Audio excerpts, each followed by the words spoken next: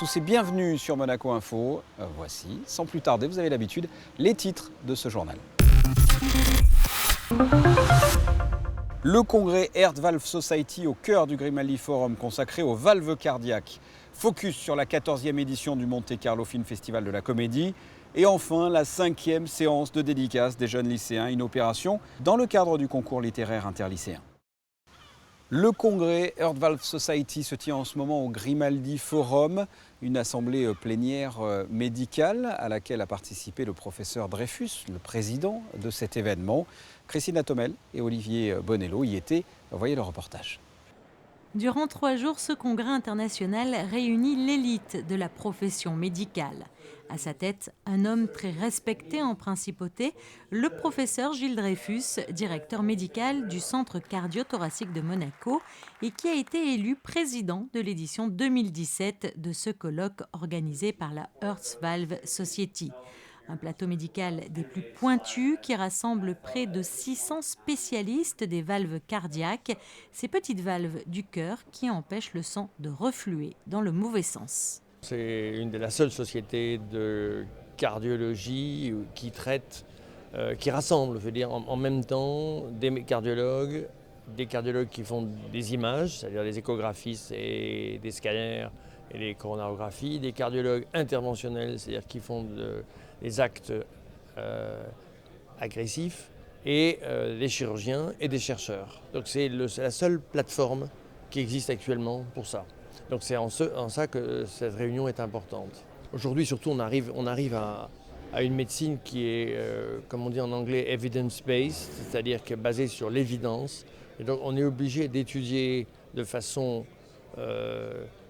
prospective, c'est-à-dire dès qu'on commence une étude, mais après ça d'analyser les résultats sur des années pour arriver à conclure qu'un traitement A est supérieur ou non à un traitement B. Autrefois, il suffisait d'affirmer que ce qu'on faisait était bien et était mieux, et puis ça passait comme ça. La médecine ne peut plus se contenter de ça. Donc aujourd'hui, on est obligé d'avoir des réunions avec beaucoup de malades, beaucoup de temps. On peut pas éliminer le facteur temps. Si vous voulez, aujourd'hui, alors il y a une chose qui est très importante à noter, c'est que c'est la première fois que je pense que l'industrie est aussi puissante dans le domaine médical et il faut que les médecins arrivent à rester raisonnables parce qu'il est évident que l'industrie a derrière des intérêts colossaux compte tenu des enjeux financiers que ça représente et qu'il faut que les médecins gardent les pieds sur terre et sachent quelle est la meilleure chose pour leurs malades. Cela dit, c'est très difficile d'être objectif. Si vous êtes cardiologue et que vous pouvez remplacer une valve sans ouvrir un malade, vous allez lui dire « je peux vous le faire ». Et justement, il y a eu une des présentations par Martin Léon, qui est un des plus grands cardiologues interventionnels américains, est à New York, et qui a expliqué lui-même, alors que c'est quelqu'un qui croit profondément en ce qu'il fait, que tous les malades ne sont pas candidats à cette technique. Maintenant, si vous êtes chirurgien, vous auriez tendance à dire que vous pouvez opérer tous les malades. Et en plus, c'est vrai. Le problème, faut-il opérer tous les malades ? En effet, la vraie question aujourd'hui est plus centrée sur le malade que dirigée sur les techniques. Ce congrès, aujourd'hui, constituera les futures guidelines des procédures médicales à adopter, d'où l'importance de ce colloque. Il y a derrière tout ça des technologies qui évoluent, qui avancent, avec chaque fois qu'il y a un ennui, on essaye de le redresser, et l'industrie, de ce point de vue-là, est un partenaire efficace. Mais je crois que ce type de congrès est un lieu où, en fait, on peut, à partir de discussions comme ça, arriver à des guidelines. Vous savez qu'il y a des recommandations des sociétés savantes, qui s'appellent les guidelines, et que c'est à partir de ça que les médecins qui font moins de recherche clinique que les gens qui sont ici vont décider, et en même temps, que si des malades ne sont pas contents et veulent se plaindre, il faut savoir que si les guidelines ont été suivis, alors les guidelines, attention, ce n'est pas la Bible. Un guideline, ça veut dire une recommandation. Une recommandation, ce n'est pas un ordre.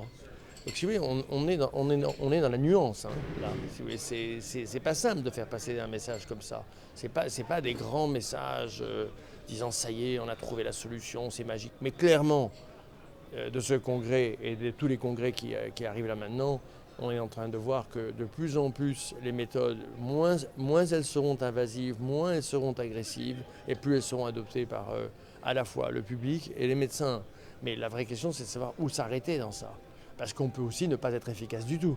Parmi les thèmes abordés, les progrès étonnants en matière d'imagerie médicale à l'intérieur d'un cœur, les indications sur les risques encourus, mais aussi sur les bénéfices d'une intervention précoce sur les valves ou encore le rôle important des biomarqueurs en chirurgie.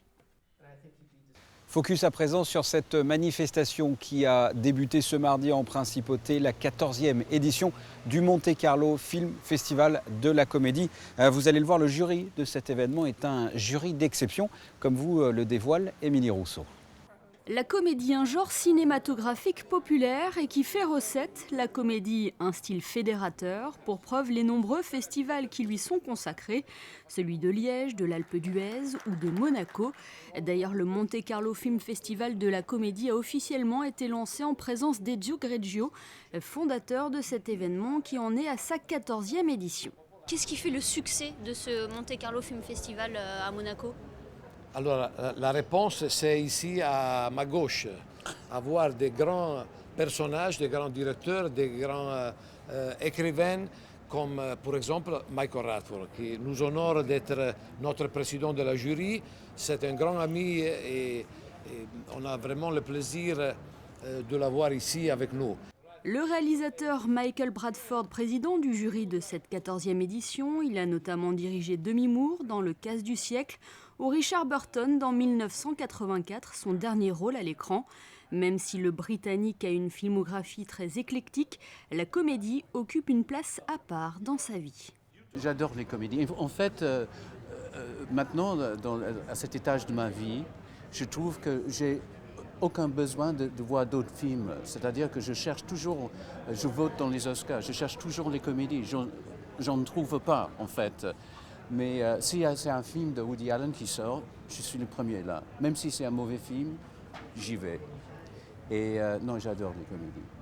Pendant 5 jours, le jury va donc enchaîner les projections pour récompenser les meilleures réalisations autour de Michael Bradford, d'autres grands noms du cinéma, Deborah Landis, costumière, qui a notamment collaboré avec Steven Spielberg, et John Landis, qui n'est autre que le mythique réalisateur des Blues Brothers, de nombreuses comédies avec Eddie Murphy ou encore du clip de Michael Jackson, Thriller. Ezio Greggio sait donc s'entourer des meilleurs, et cerise sur le gâteau, la présence de Monica Bellucci, Michel Legrand et Costa Gavras dimanche pour la soirée de gala au Grimaldi Forum. Littérature, une séance de dédicace vient d'être organisée à la Galerie L'Entrepôt. Et l'originalité de cet événement, c'est que ce sont des élèves qui ont dédicacé leurs ouvrages. Une opération dans le cadre du 5e concours littéraire interlycéen. Reportage. Des lycéens au cœur de cette séance de dédicace, ils sont en seconde au lycée Albert Ier ou à François d'Assise Nicolas Barré. 26 au total ont participé à ce concours. Cette dédicace a été organisée par l'association Les Rencontres littéraires Fabien Boisson. Fabien Boisson, ce jeune homme passionné de littérature, parti bien trop tôt. Ces jeunes ont entre 14 et 15 ans et ont écrit une nouvelle, un essai ou un poème.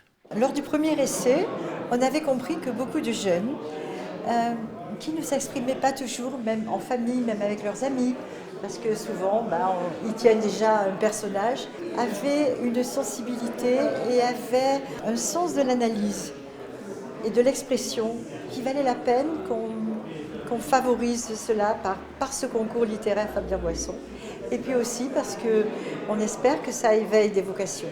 D'ailleurs, quand on discute avec eux, un certain nombre nous disent qu'ils voudraient être journalistes, chroniqueurs politiques, chroniqueurs sportifs. Donc malgré tout, cela suit une idée. Si on éveille des vocations, c'est déjà un grand pas. 2 thèmes ont été choisis pour ce concours d'écriture. Jusqu'où peut aller la force de l'amitié et le dépassement de soi dans le sport. J'ai choisi comme thème l'amour et ses limites, et j'ai écrit sur l'amour, plus particulièrement l'amour fraternel. Qu'est-ce que tu as voulu dire dans ce recueil ? J'ai voulu expliquer que, notamment, c'est un peu du vécu, mais c'est notamment l'histoire d'un frère qui, en finale, décide de se sacrifier pour son frère, parce que son frère est malade et il a une maladie incurable, et il donne son organe à son frère, et c'est pour montrer un peu la puissance de l'amour fraternel. J'ai choisi comme thème la force de l'amour, et j'ai raconté l'histoire de 2 amoureux pendant la période de la Seconde Guerre mondiale. C'est la création de l'amour entre un soldat allemand occupant en France et une résistante française. Pourquoi cette histoire ? parce que c'est une période de l'histoire qui m'intéresse vraiment et je voulais faire quelque chose sur l'amour. Et ça te fait quoi, là, aujourd'hui, d'être ici et de dédicacer ce que tu as écrit? Pour moi, c'est une première, alors c'est un peu nouveau, mais moi j'aime beaucoup, c'est bien. Il y a des gens qui ont lu les nouvelles, je trouve ça plutôt génial. C'est très impressionnant. On rencontre plein de gens qui sont vraiment importants à Monaco et qui ont lu nos nouvelles et à qui elles ont plu. Alors c'est impressionnant et agréable à la fois. Et pourquoi pas la naissance d'une vocation pour certains. En attendant, 8 d'entre eux seront récompensés. Ils pourront également dédicacer leurs ouvrages en compagnie des 75 auteurs présents lors du 6e Salon du Livre de Monaco à l'hôtel Méridien Beach Plaza le 26 mars. Notez que lors de la prochaine rencontre ce dimanche à 21h au Louis II face à Nantes, des tarifs intéressants vous sont proposés à partir de 2 € en pesage, 4 € en seconde, 6 € en première et 20 € en honneur. Et sachez que 2 places sont offertes pour chaque abonné. On reste dans le monde du sport, mais en voile, le bateau EFG Banque Monaco, barré pour la première fois par le Français Thierry Douillard, assisté de Mathieu Richard, vient de remporter la 7e édition de l'EFG Sailing Arabia The Tour. Après 14 jours de course, 5 étapes au large et 3 jours de régate côtière entre Mascate, Abu Dhabi, Doha ou encore par exemple Dubaï. C'est la 4e fois consécutive que le bateau aux couleurs du Yacht Club de Monaco s'offre la première place sur cette épreuve. Une victoire cette fois à l'arraché. Quel temps va-t-il faire dans les prochains jours? Voici la météo. Vendredi, le déclin du beau temps. Le soleil sera caché par les nuages avec un ciel menaçant en fin de journée. Les températures restent clémentes. Samedi, toujours des nuages et de la pluie, surtout le matin, comptez 13 degrés tout au long de la journée. Dimanche et lundi, des nuages et le retour des éclaircies. Les températures sont proches des normales, de 10 à 14 degrés. Et enfin, mardi et mercredi, des journées bien ensoleillées, des températures agréables de 11 à 16, voire 17 degrés. Ce journal est terminé. Merci de votre fidélité. La suite de vos programmes sur Monaco Info, que ce soit avec votre téléviseur classique ou encore en téléchargeant l'appli Monaco Info pour vos smartphones ou vos tablettes. À très bientôt. Au revoir.